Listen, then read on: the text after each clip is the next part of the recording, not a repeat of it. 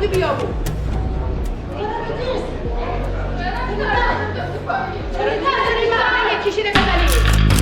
امروز سراغ پرونده جنایی کاملا داخلی رفتیم. یه جنایت هولناک که توی دهه 80 اتفاق افتاد و تو جریان دادگاهش ایران تو بهت و حیرت فرو رفت که چطور یه هدیه تونست اسرار یک جنایت هولناک رو برملا کنه.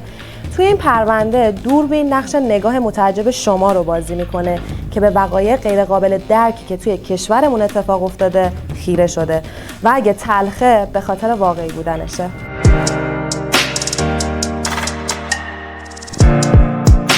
سلام به همه شما دوستان عزیزم، به کانال کارگاه اسمیت خیلی خوش اومدین. خوشحالم که دوباره قراره تا با همدیگه پرونده جنجالی و پر صد و صدا رو بررسی کنیم.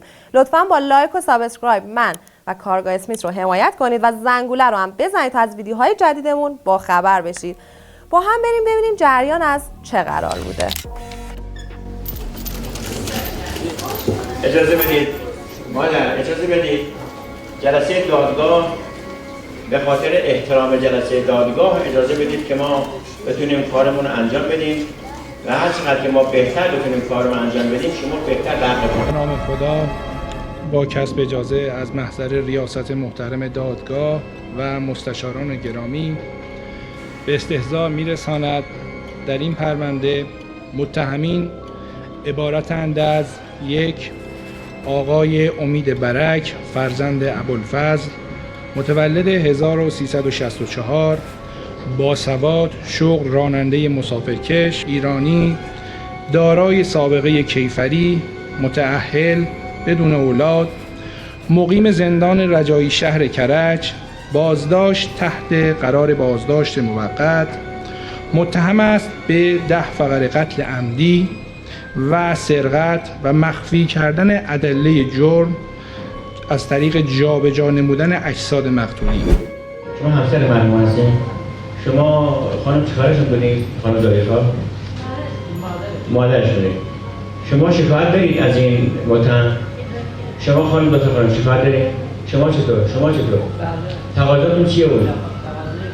شما مادر قصاص دارید؟ شما تقاضا قصاص دارید؟ خدا به شما صبر بده ان شاءالله. امید برک در سال 1365 تو قزوین به دنیا اومد. اونا 4 تا بچه بودن، پدرش کارگر بود و مادرش پرستار.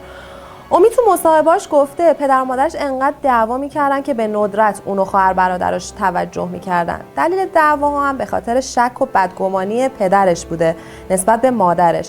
هر وقت مادرشون از خونه بیرون میرفت پدرش فکر میکرده رفته به اون خیانت کنه.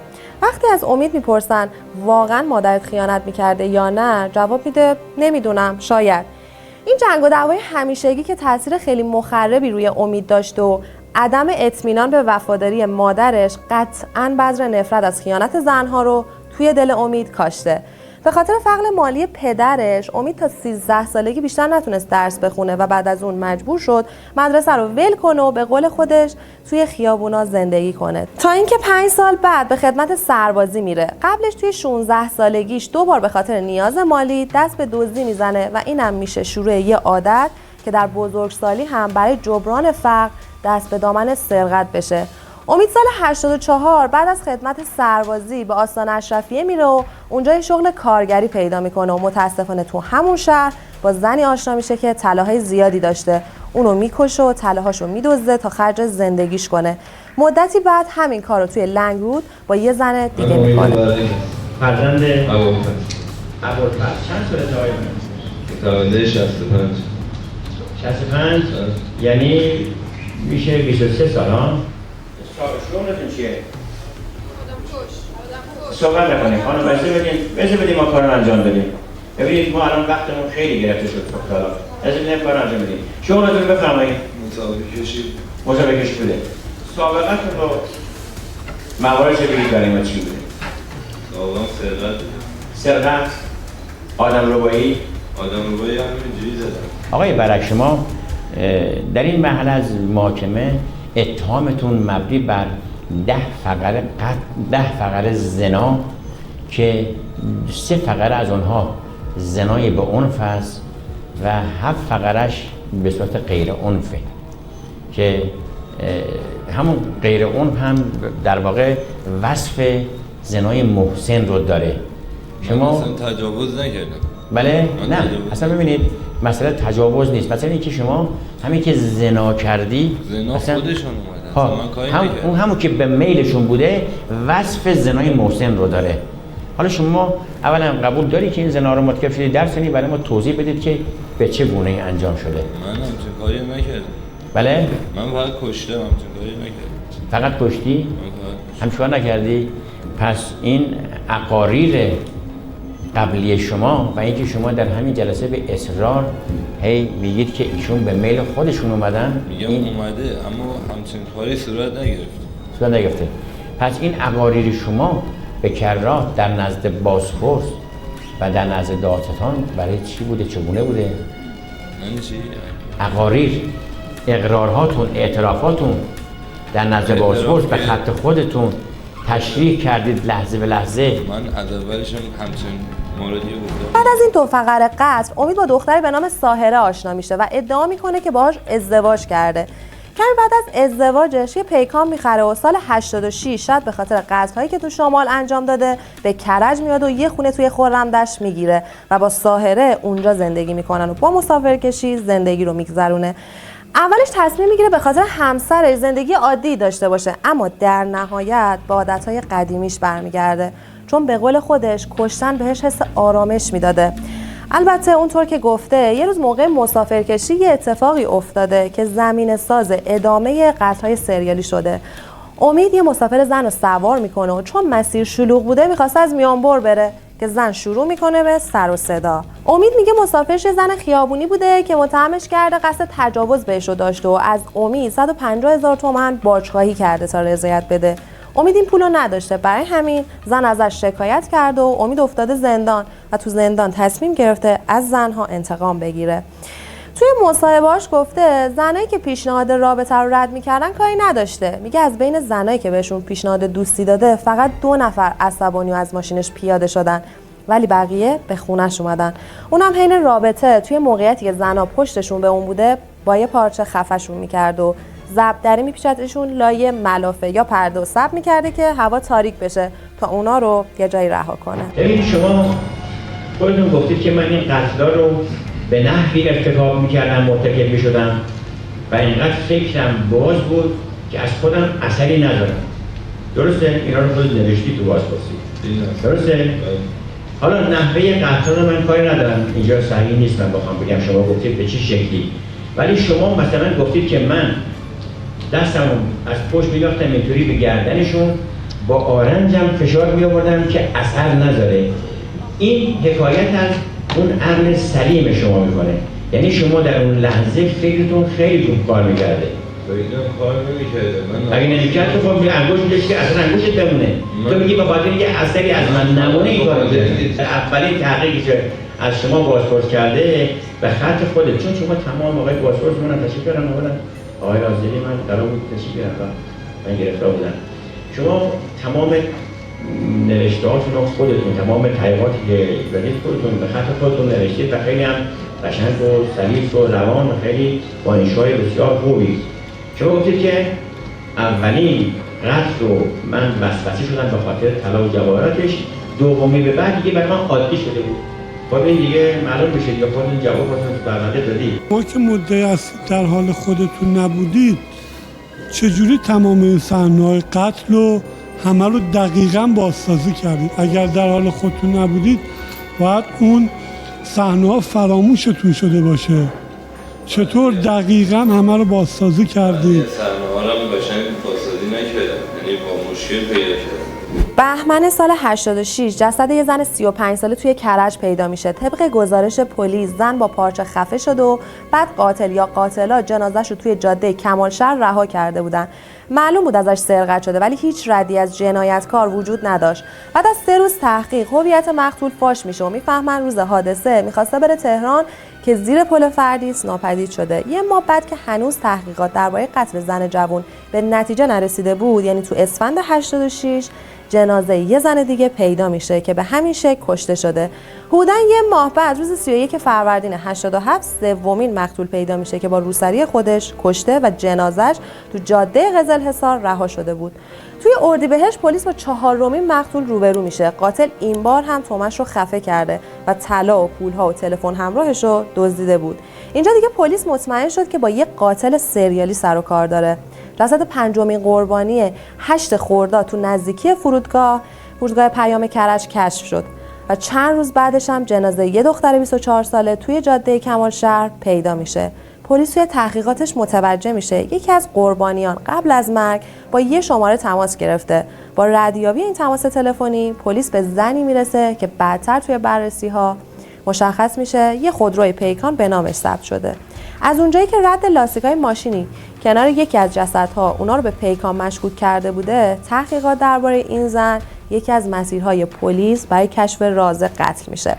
از طرف دیگه پلیس متوجه میشه گوشه یکی از مقتولا با سیم کارت دیگه‌ای فعال شده. صاحب سیم کارت یه زن میانسال ساکن قزوینه. پلیس خانواده زن مخصوصا بچه‌هاشو بررسی میکنه تا به یه سرنخ میرسه. این زن پسری داره به اسم امید و همسر امید همون زنیه که یکی از مقتولا باهاش تماس گرفته و از اونجایی که یکی از قربانیان تونسته بود از دست قاتل فرار کنه و مشخصات پیکان قهوه‌ای اونو به پلیس داده بوده.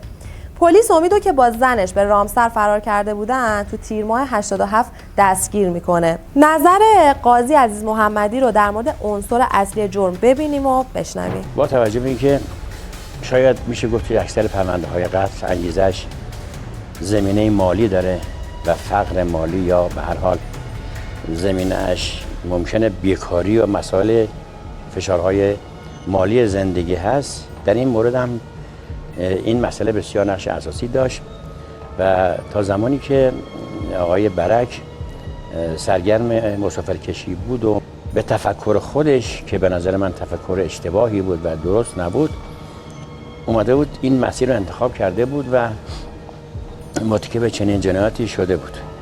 ما اگه تصور کنیم که هر کسی به خاطر فقر مالی بخواد مرتکب قتل بشه، ما باید بگیم که شاید عده زیادی در جامعه برسی دنبال این قضیه برن، ولی اینطور نیست. به هر حال فقر مالی نمیتونه انگیزه اصلی باشه برای هر کسی که عملش رو توجیه بکنه که چون فقر مالی داشتم من مرتکب جرم شدم، ولی به هر حال این متهم با این انگیزه این جرم رو مرتکب میشد. شما اموالی که سرقت می‌کردید تمام به وسیله خانمتون بفروشید. مجبور می‌کرد می‌بردیم می‌فروختیم. بله؟ مجبور می‌کرد. شما مجبور کردید دعوا می‌کردن با اشتباهیه. چرا خانم شکایت خانم صحبت نکنید. سنش پایینه به حرف من گوش میداد. اون اصلا نه تقصیری داره نه خودش کاری انجام داده، همش هم به حرف من بود، دستور من همچین کاری اونم با زور انجام داده نه با میل خودش. نمیدونم چرا ولی شما مثل من فکر میکنین چهره این قاتل سریالی خیلی معصوم و آرومه؟ یه روانشناس برامون حالت ظاهری و آرامش چهره مجرم رو بررسی میکنه. خب در برنامه‌ای که از این دادگاه این فرد من دیدم، یک فرد باهوش و افسرده رو دارم میبینم. فردیه که کاملا برنامه‌ریزی شده، نقشه‌هاش رو عملی کرده و در عین حال این حالت آرامشی رو که شما میفرمایید نشان دهنده اینه که این فرد میدونه چه عاقبتی در انتظارشه، میدونه که هیچ راه نجاتی براش وجود نداره و کاملا حکم رو جلوتر پیش بینی کرده و پذیرفته و اینکه خب تلاش هم میکنه همسرش رو از این داستان نجات بده. اون خودش هم میتونه ناشی از این باشه که هیچ راه نجاتی براش وجود نداره. یک حالت درماندگی کاملا در چهره این فرد نشون داده. رو قبول دارید؟ درسته؟ اخفای اجساد رو قبول ندارید چون میگید که من میدونم جایی که در مرها منظر باشه زودتر شناسایی بشن. سرقت انواع اینا هم چیز دارید قبول دارید، درسته؟ سرقت رو که بعد از نگاه باید سرشون رو برمید. امید برک توی مصاحبه‌اش گفته سال 84 توی یکی از شهرهای شمال با سایر آشنا و عاشقش شده و باهاش ازدواج کرده. البته سالها بعد از این پرونده گفته شد که هرگز هیچ سند و مدرکی که ثابت کنه اونا زن و شوهر بودن وجود نداشته. طبق گفته‌های ساحره، اون بعد از قتل سوم متوجه تغییراتی تو امید و وضعیت خونه شده و وقتی از امید سوال کرده، امید تمام ماجرا رو براش تعریف میکنه و از اون به بعد ساحره با امید همدستی میکنه و اموال مسروقه رو میفروشه. متهم ردیف دوم معروف به صاحبه، فرزند داوود، متولد 1370.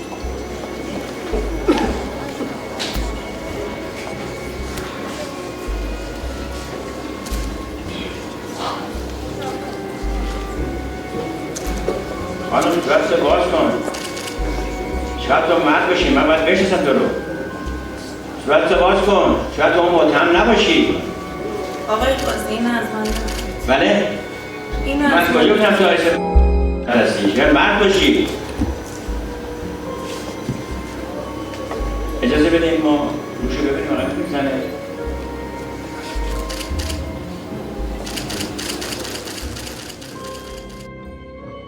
ساحره تو مصاحبه‌اش ادعا میکنه که عاشق امید بوده. ساحره میگه توی خانواده فقیر و پرجمعیت زندگی میکرده و از اینکه امید از اون شرایط نجاتش داده خوشحال بوده و هر کمکی که به امید کرده به خاطر عشقش بوده. حتی تجاوز به اون زنها رو جزوی از نقشه قتل میدونسته، نه خیانت. برای همین باعث حسادت و ناراحتیش نمیشده و مطمئن بوده امید هیچ زنی رو به غیر از خودش دوست نداشته و میگه اگه دستگیر نشده بودن بازم به خاطر عشقش همدستی با امید رو ادامه میداده. اما این حرفا با چیزایی که توی دادگاه میگه کاملا فرق داره. و اما نقش همسر ایشون که به نظر من با وصف این که در رابطه با 6 تا از قتل‌ها معاونت در قتل‌ها داشت، همونگونه که بعداً هم خود متهم بعد از اینکه تحقیقات مقدماتی و محاکمه تموم شده بود به ما اعلام کرد نقش اساسی دست زنش بوده و نقش مهمی که در این پرونده داشت این بود که در ماشین در اتومبیل این همیشه حضور داشت و یکی از مواردی بود که موضوع فریب افرادی میشد که مورد تهمه قرار میگرفتن و در این ماشین ها سوار میشدن توی این ماشین ها و میرفتن به صورت به قتلگاهی که آقای امید براشون فراهم کرده بود. به حمله دیگه‌های خونه به خاطر همون درگیری‌هایی بود که در خونه شما ایجاد می‌شده بین همسرتون و این مقتوله. شما چطور 10 فقره شوهرتون قتل مرتکب شده؟ حالا ما قسمت دیگرش اینجا مطرح نمی‌کنیم. 2 فقره‌اش در شمال و 8 فقره در کرج. شما چه همسری بودید که بگید من نمی‌دونستم شوهرم چیکار می‌کنه؟ بله؟ من دوستش نداشتم، بنابراین به کارش توجه نمی‌کرد. خب اگه همسرتون دوست داشتید چرا خانم نرفتید دنبال زندگی خودتون به این اعمال ننگین ایشون تن در دادید؟ دیگه میدونستی که چه کاری داره میکنه.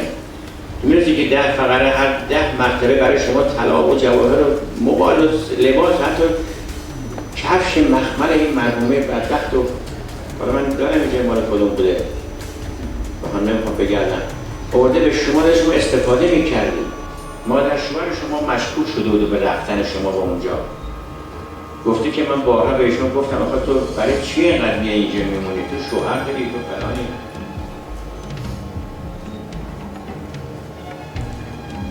چه توجیهی داری خانم مریم؟ هیچ کدوم از این حرفا رو به من نزدن. اولین باره که میشنم. یکی از پدیده‌های زندگی زناشویی که اخیراً کارشناسان مسائل خانواده در مورد اون هشدار میدن طلاق عاطفیه. در این حالت زوج ظاهراً با هم زندگی میکنن ولی کاملاً از هم غافلن و هر کدوم مسیر متفاوت رو برای ادامه زندگی پیش میگیرن و فقط عوامل بازدارنده محیطی و کنترل‌های اجتماعی که اونا رو به شکل ظاهری کنار هم نگه داشته. متاسفانه همسر قاتل و گروهی از قربانیان این جنایت به این شکل زندگی میکردن. خانواده های این 2 نفری که ما در این دادگاه مشاهده کردیم به نظر من در جریان بودن، چون من احساسم اینه که اگر خانواده در جریان نباشه بالاخره یک شواهد مشکوکی رو داره میبینه. دختری که 1 ماه منزل رو ترک میکنه، منزل مادر شوهر میره میمونه یا مدت‌ها در منزل عمه شوهر کار آرایشگری میکرده و هیچ کس از این نمیپرسه که تو مشکلت با همسرت چیه، ما چه کمکی میتونیم بکنیم. خیلی وقتها اگر اعتقادی هم به مشاوره نباشه خود خانواده ها با ریش سفیدی و بزرگی که حالا میاد کمک بکنه سعی میکنن اختلاف زوجین رو حل بکنن. اما در مورد قربانیان این پرونده قطعاً اگر از مشاور کمک می‌گرفتن یه همچین سرنوشت بدی در انتظارشون نبود. امید برک به جرم 10 فقره قتل به 10 بار قصاص به اتهام 8 فقره زنای محسنه و 2 فقره تجاوز به عنف به 1 بار اعدام در ملأ عام و به خاطر سرقت اموال مقتولان به 3 سال حبس و 74 ضربه شلاق و رد مال محکوم شد. ساهرم به عنوان متهم ردیف دوم به اتهام معاونت در قتل به 5 سال حبس و به اتهام فروش اموال مسروقه به 2 سال حبس و 74 ضربه شلاق محکوم شد. امید برک ساعت 6:30 صبح 4 بهمن 1389 در 24 سالگی و در ملأ عام اعدام شد. اون که توی همه جلسات محاکمش و توی گفتگو با خبرنگارا مدعی بود همیشه عاشق همسرش بود و هرگز به اون خیانت نکرده، وقتی طناب دار و دور گردنش دید داد زد که قتل‌ها کار اون نبوده و همسرش قاتل اصلیه. اما این ادعاش نتونست جونش رو نجات بده. امید برک خیلی دیر فهمید که زندگی خیلی خوبه. چی عامل باعث شده که پشیمون بشید بخوای این کارا رو نکنید؟ یعنی اینکه فهمیدم زندگی خوبه.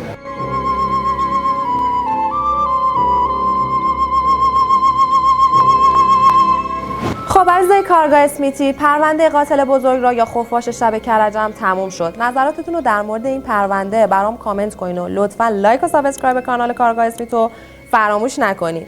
تا برنامه بعد یه پرونده جنجالی دیگه به خدا میسپارمتون. خدا نگهدار.